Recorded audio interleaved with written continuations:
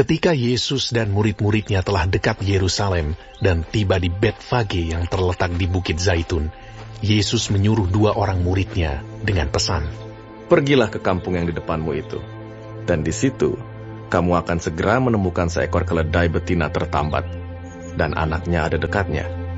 Lepaskanlah keledai itu, dan bawalah keduanya kepadaku.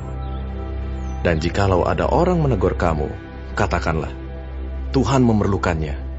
Ia akan segera mengembalikannya."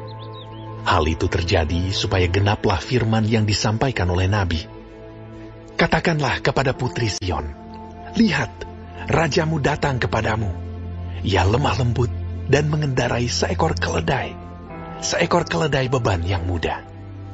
Maka pergilah murid-murid itu dan berbuat seperti yang ditugaskan Yesus kepada mereka.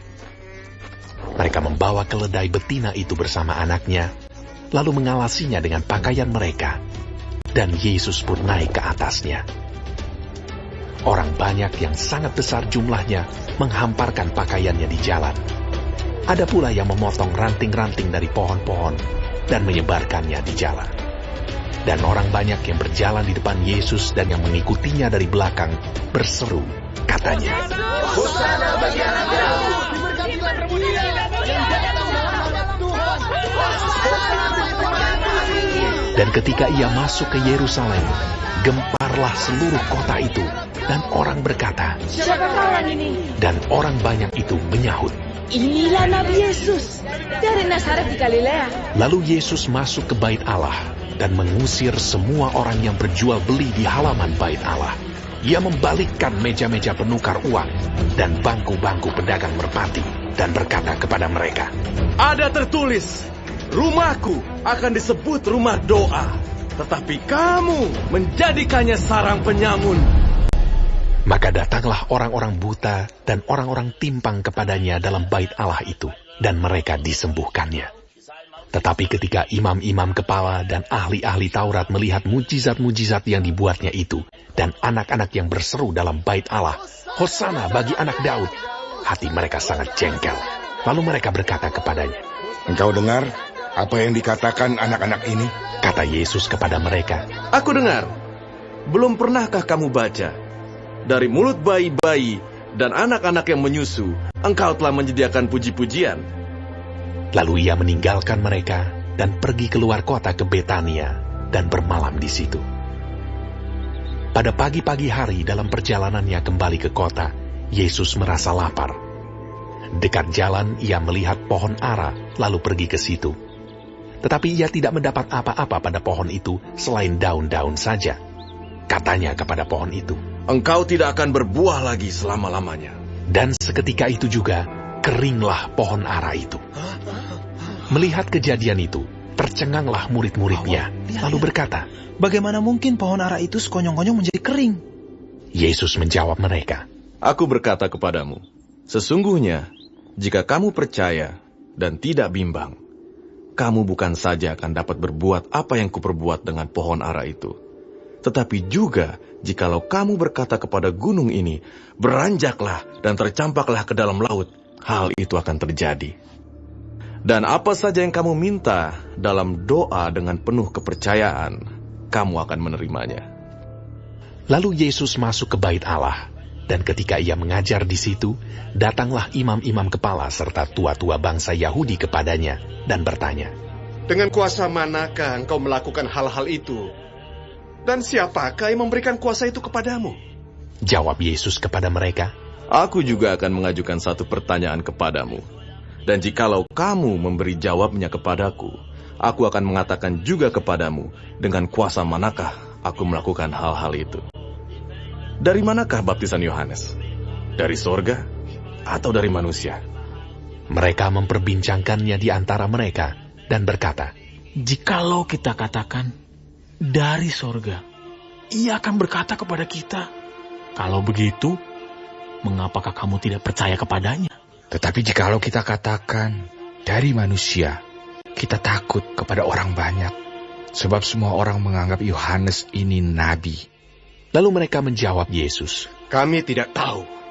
dan Yesus pun berkata kepada mereka, Jika demikian, Aku juga tidak mengatakan kepadamu dengan kuasa manakah aku melakukan hal-hal itu. Tetapi, apakah pendapatmu tentang ini? Seorang mempunyai 2 anak laki-laki. Ia pergi kepada anak yang sulung dan berkata, "Anakku, pergi dan bekerjalah hari ini dalam kebun anggur." Jawab anak itu, "Baik, Bapa." Tetapi ia tidak pergi. Lalu orang itu pergi kepada anak yang kedua dan berkata demikian juga. Dan anak itu menjawab, "Aku tidak mau." Tetapi kemudian ia menyesal, lalu pergi juga. Siapakah di antara kedua orang itu yang melakukan kehendak ayahnya? Jawab mereka. Yang terakhir. Kata Yesus kepada mereka, Aku berkata kepadamu, sesungguhnya pemungut-pemungut cukai dan perempuan-perempuan sundal akan mendahului kamu masuk ke dalam kerajaan Allah. Sebab Yohanes datang untuk menunjukkan jalan kebenaran kepadamu dan kamu tidak percaya kepadanya. Tetapi pemungut-pemungut cukai dan perempuan-perempuan sundal percaya kepadanya. Dan meskipun kamu melihatnya, tetapi kemudian kamu tidak menyesal dan kamu tidak juga percaya kepadanya. Dengarkanlah suatu perumpamaan yang lain. Adalah seorang tuan tanah membuka kebun anggur dan menanam pagar di sekelilingnya. Ia menggali lubang tempat memeras anggur dan mendirikan menara jaga di dalam kebun itu. Kemudian ia menyewakan kebun itu kepada penggarap-penggarap, lalu berangkat ke negeri lain. Ketika hampir tiba musim petik, ia menyuruh hamba-hambanya kepada penggarap-penggarap itu untuk menerima hasil yang menjadi bagiannya. Tetapi penggarap-penggarap itu menangkap hamba-hambanya itu. Mereka memukul yang seorang, membunuh yang lain, dan melempari yang lain pula dengan batu. Kemudian tuan itu menyuruh pula hamba-hamba yang lain, lebih banyak daripada yang semula, tetapi mereka pun diperlakukan sama seperti kawan-kawan mereka. Akhirnya ia menyuruh anaknya kepada mereka. Katanya, "Anakku akan mereka segani."